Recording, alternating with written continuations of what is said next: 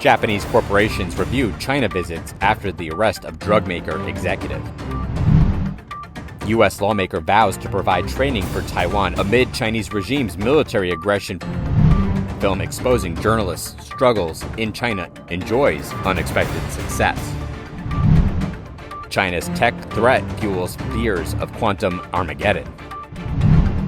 Shaanxi woman buys flat on 26th floor. Investor only built 24 floors, even asks her to apologize. China's recent arrest of an executive at Japanese drugmaker Astellas has made many people nervous. Some told the Financial Times, or FT, they are scaling back plans to visit China after the incident. People close to two of Japan's most prominent business groups, Keidan Ren and Keizai Doyukai, said members had purposely refrained from visiting China since the arrest. Spokespersons at both groups said they had no plans for such journeys. The Astellas executive was detained in Beijing around March 25th on the grounds of espionage suspicion. FT reported that the person in his 50s had lived in China for over 20 years. He was recognized for fostering economic relations between the two countries. Sources said the person also participated in the Japanese Chamber of Commerce and Industry in China, which has been transforming from a primarily networking entity into a more powerful lobbying organization. The publication also learned that one major Japanese trading house had advised its employees to halt business trips to China temporarily. One unnamed chief executive of a large listed Japanese group said, "This has really scared Japanese corporations. The Chinese Communist Party, or CCP, has expressed interest in maintaining dialogue with Japan, so it's difficult for Japanese companies to digest this mixed message." It was yet to be determined whether the arrest was related to politics or was particular to Astellas. But in terms of timing, it came as the CCP is pressing Japan over its chip curbs in collaboration with the US. Japan in March also announced an increase in military spending as it eyed the CCP's intentions on Taiwan. Kenji Minemura, a senior research fellow at the Cannon Institute for Global Studies think tank, expects the arrest to prompt more companies to consider exiting China for their workers' safety. Minemura added, "Japan is an easy target because government efforts led by the foreign ministry in hostage diplomacy are weak. It also lacks an intelligence agency that can collect information so that Japan can also take hostages to negotiate the return of its citizens." A top US lawmaker pledged to provide training for Taiwan's military and to accelerate the delivery of arms to the island amid the Chinese Communist Party, or CCP's, military aggression. While visiting Taiwan with a bipartisan delegation, Michael McCall, chairman of the U.S. House Foreign Affairs Committee, told the Taiwan president that he would ensure the delivery of those weapons. He said, "As the House Foreign Affairs Committee chairman, I sign off on all foreign military sales, including weapons to Taiwan. And I promise you, Madam President, we will deliver those weapons. We are doing everything we can in Congress to speed up these sales and get the weapons that you need to defend yourselves." McCall's comment was delivered as the Chinese regime announced 3 days of military drills around Taiwan Island from Saturday, after Taiwanese President Tsai Ing-wen returned from U.S. visits. He added, "And we will provide training to your military, not for war, but for peace. Projecting weakness only invites aggression and conflict. Projecting strength provides deterrence and promotes peace." During Tsai's U.S. visit, U.S. House Speaker Kevin McCarthy also noted the importance of speeding up arms deliveries to Taiwan amid ongoing threats from the CCP. The U.S. is the primary source of arms to Taiwan and provides some training to the island military. For example, some Taiwanese fighter pilots get their training in the U.S. Reuters reported that a small number of U.S. troops in 2021 rotated into Taiwan temporarily to train with Taiwanese forces, and the U.S. planned to increase its troops to help train Taiwanese forces. A movie based on a real-life Chinese reporter investigating a health catastrophe captivates China, where journalism is heavily stifled. According to The Guardian, The Best Is Yet to Come was launched last month in China and has earned $7.6 million or 52.3 million yuan in its first week in theaters. Although it might be considered a modest performance in terms of revenue, the publication said it is still a significant success for a film with such a sensitive topic as journalism in China. The movie chronicles the journey of Han Fudong, who exposes the discrimination and injustice faced by millions of hepatitis B carriers in China. His work laid bare how the situation sprouted a market for false medical reports and eventually prompted a ban on companies from screening workers for the disease. Movie director Wang Jing told The Guardian of the nostalgic time when there was more freedom for honest journalism than today. He said that era was full of possibilities for individuals and personal growth.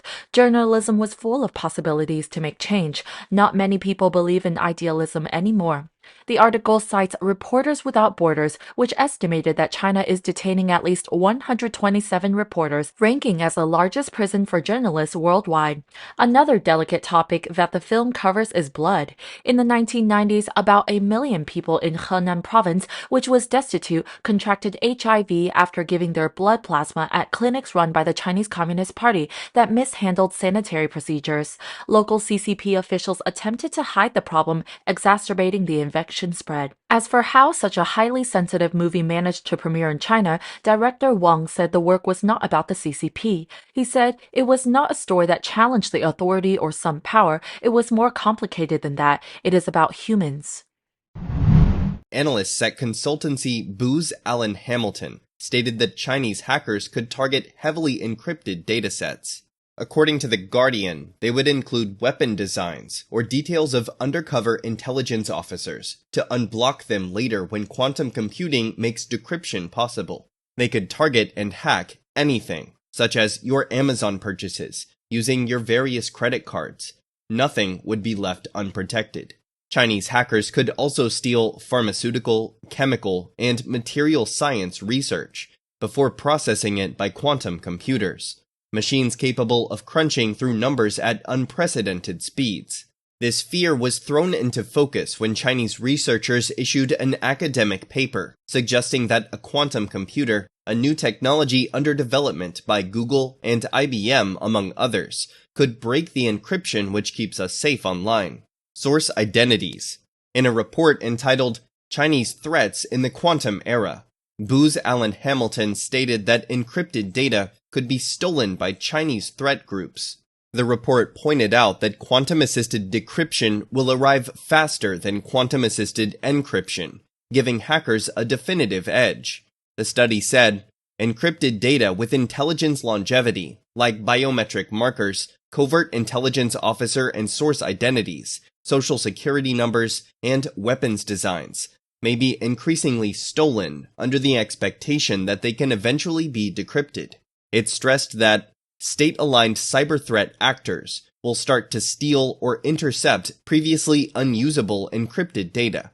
It also added, however, there was a very small likelihood that quantum computing could break the latest encryption methods before 2030. The Booz Allen Hamilton report said, although quantum computers' current capabilities are more demonstrative than immediately useful, their trajectory suggests that in the coming decades, quantum computers will likely revolutionize numerous industries, from pharmaceuticals to materials science, and eventually undermine all popular current public key encryption methods. China is already a strong player in the field. The Booz Allen Hamilton report said this country is expected to surpass Europe and the US in quantum-related research and development. According to the MIT Technology Review, the US is aware that attackers are collecting sensitive, encrypted data to unlock it at some point in the future. Quantum computers. The report said that even though quantum computers are still in their infancy, necessary actions must be taken to protect the US from this long-term danger. Dustin Moody, a mathematician at the National Institute of Standards and Technology, said, the threat of a nation-state adversary getting a large quantum computer and being able to access your information is real. He added, The threat is that they copy down your encrypted data and hold onto it until they have a quantum computer. Adversaries and nation-states are likely doing it. It's a very real threat that governments are aware of. They're taking it seriously, and they're preparing for it. That's what our project is doing. Tim Moorer, the advisor of Homeland Security on cybersecurity and emerging technology, said, "We don't want to end up in a situation where we wake up one morning and there's been a technological breakthrough, and then we have to do the work of 3 or 4 years within a few months, with all the additional risks associated with that." Yao from Taiwan City, Shaanxi province, bought a flat on the 26th floor of a construction project a few years ago, but the investor only built up to the 24th floor. She came to ask for an explanation, but the investor asked her to apologize due to causing trouble leading to the construction site's damage. Sina recently reported that in 2014, Shaanxi Weian Industrial Company cooperated with Tangchuan Wengyang Village Committee to develop the Paris waterfront community. Wengyang villagers can buy flats for a relatively low price of 1,700 yuan, or about $247 per square meter. At that time, the building was announced to have 27 floors. Yao bought a flat on the 26th floor, nearly 130 square meters, with a deposit of 67,000 yuan, or about $9,750.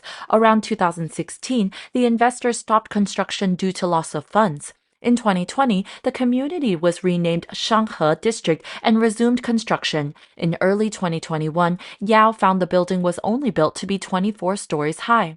Yao contacted the investor, but the investor said the problem could not be solved immediately. She then complained to the city government, and after working with relevant departments, the investor offered her 2 ways to solve the problem. One is to refund double the deposit, and the other is to add 600 yuan or $87 for each square meter of the house. Yao applied for a refund of double the deposit. The matter should have ended there, but unexpectedly in 2022, the investor neither handed over the house nor refunded the double deposit for her, with the reason Yao has complained. The person in charge of Shaanxi Weian Industrial Company, surnamed Liu, said Yao and other villagers joined to disturb the construction, causing its electricity and water to be cut off, resulting in a loss of about 1 million yuan, or nearly $146,000. The investor intended to sue Yao and others. Since 3 or 4 other people have apologized, the matter is being resolved. If Yao sincerely apologizes, her issue can also be resolved. However, Yao is unwilling to say sorry.